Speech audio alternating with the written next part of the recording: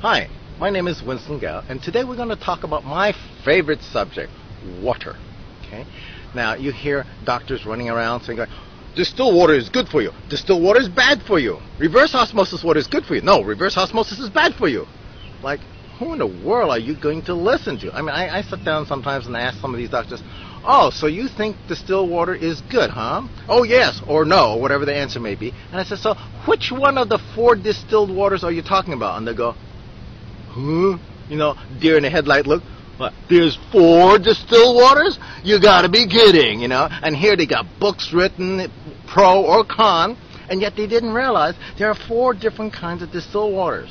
You know, 2 of them are very good for your body, 2 of them are very bad for your body. And yet these guys who wrote books, sell lots of them, don't even know that there are 4 different distilled waters. Give you some examples.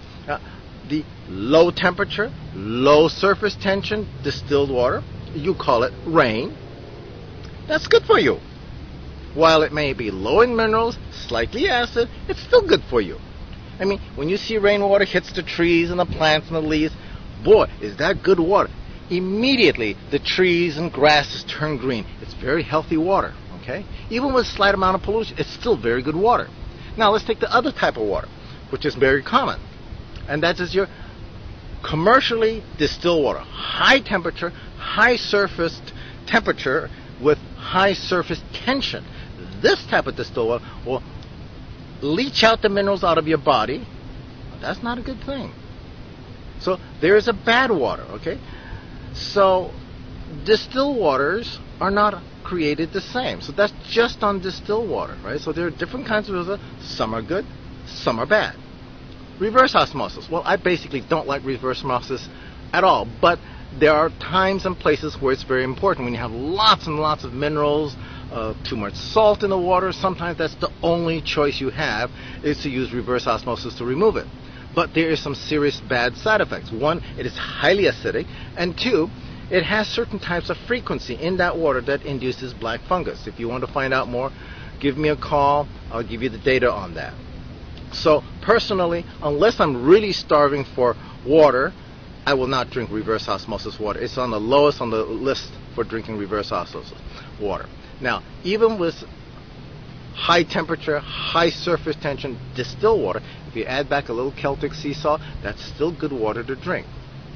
And finally, it's very important to understand that drinking tap water in the United States, you're dealing with 68% of the cities are probably going to have chlorine, chloramines, and fluorides in the water. Certainly 68% of the cities will have fluoride in the water.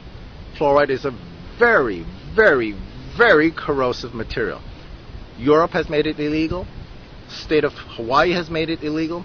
The rest of the states are still slam dunking and giving you that stupid old dogma. Oh, it's good for your teeth. It's good for your bones. It makes your teeth harder. It makes your bones harder. They don't try to tell you that. But yes, it makes your teeth harder. It makes your bones harder. It calcifies your organs. It shuts down your immune system. They don't talk about that part. Yeah, it does make your teeth harder. But harder teeth means teeth that can become brittle and they can tend to be fractured. So harder teeth is actually not a good thing. Mother Nature made your teeth just right. Just so hard, but not so hard. So it has some flexibility, but not so much hardness so that it gets ruined in the sense of it's not tough enough to withstand the biting pressure. So not all that you've listened to in the last 50 years about pro-fluoride is true. As a matter of fact, most of it's untrue. So it's important to take out the toxic materials out of your water. It's a no-brainer. And fluoride can be removed. I do have some fluoride removal systems that will remove fluoride to non-detectable levels. Now watch out, there are other people who also claim they can remove fluoride. Most of them, at very best, can do about an 80% job because fluoride that's put into the drinking water is industrial waste, and that's extremely difficult to take out.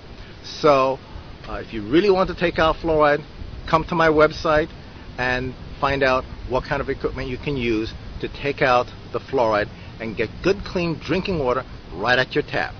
Thank you very much for listening.